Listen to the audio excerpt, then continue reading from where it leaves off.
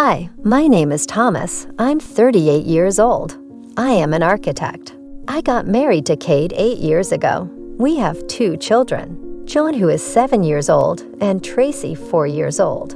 Before continuing my story, I invite you to subscribe and like. I met Kate when I was still a student. She was 2. We went to the same university. I was in the Faculty of Civil Engineering, and she was in the Faculty of Law. We loved each other passionately. For me, it was the most beautiful love story, because Kate was made for me indeed. She was my other half and my missing rib. She was a wonderful person, very beautiful, intelligent, kind, gentle, understanding, and she was also a great cook. In short, she was just perfect for me. After graduating, I got a job, and I must admit that it was pretty obvious since I was the best in my promotion. I started working in a big office in which I received a fairly attractive salary, through which I was able to afford a life of luxury for myself. I bought myself a nice house and nice cars. For a start, it was perfect, really perfect for me to propose to Kate and marry her in 6 months.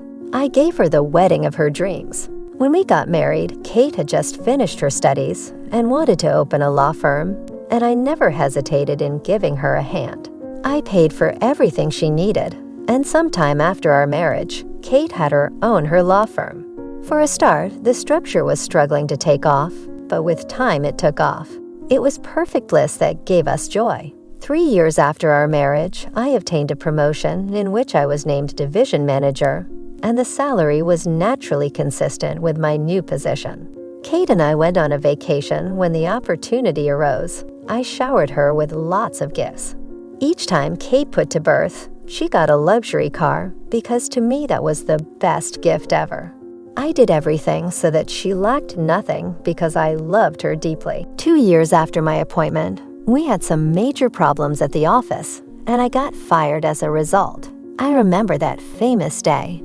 I went to work very early with the zeal for work, but as soon as I arrived, I was called into the CEO's office. "Hello, boss." "Hello, Mr. Thomas." "You called me?" "Yes, sit down. I summoned you because it's a crucial time in this office. I don't know if you are aware that the company has many problems, and as a result, we are forced to reduce staff to try to salvage what is left and make ends meet.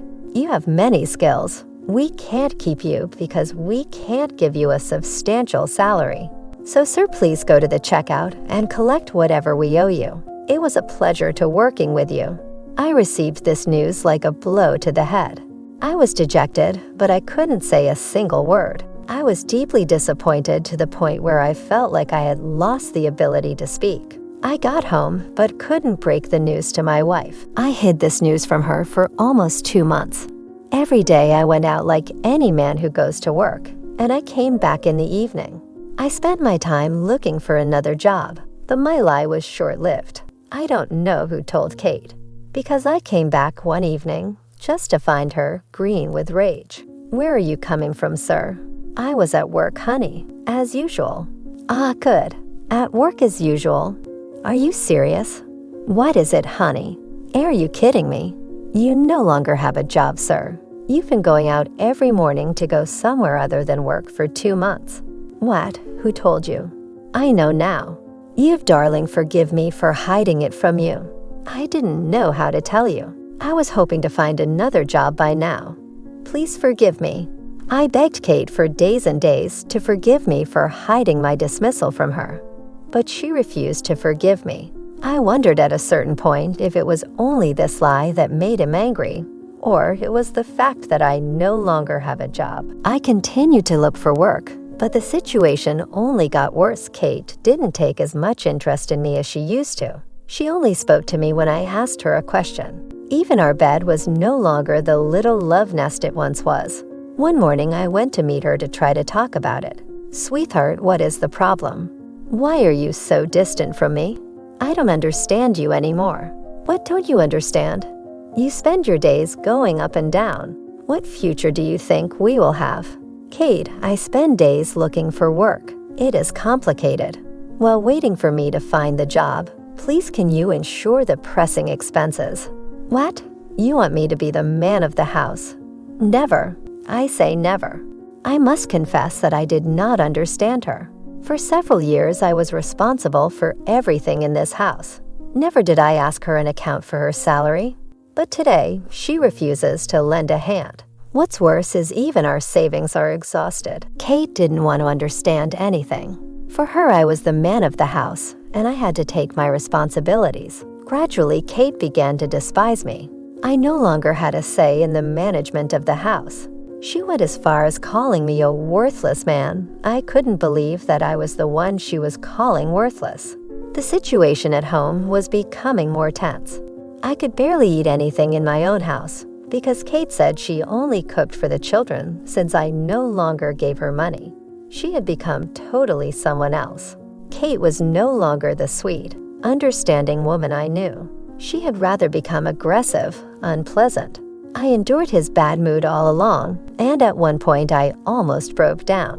One evening, following an argument between Kate and me, she made it clear to me that she would file for divorce. Kate, how can you say that? It hasn't gotten to this. Please, darling, try to be reasonable. You heard me well. I'm going to file for a divorce, whether you like it or not. Please, my darling, try to be patient. The situation will get better. Well, it's time to fix it. This has gone on for too long. I'm exhausted. I loved my wife, and I didn't want to lose her. It was out of the question for me to grant her a divorce. But there was really nothing I could do. We argued for a bit, but she didn't stop. I came home one evening, after a hard day, to find that she had packed my bags and left them at the entrance of the house. I was enormously shocked. Kate, what does that mean? Are you driving me out of my own house? Yes, I want you to leave. Why, Kate? For what? Please don't do this. I promise you things will get better. I can't stand you anymore. I took my suitcases and left the house pierced by immense pain. I had just lost my wife and my children.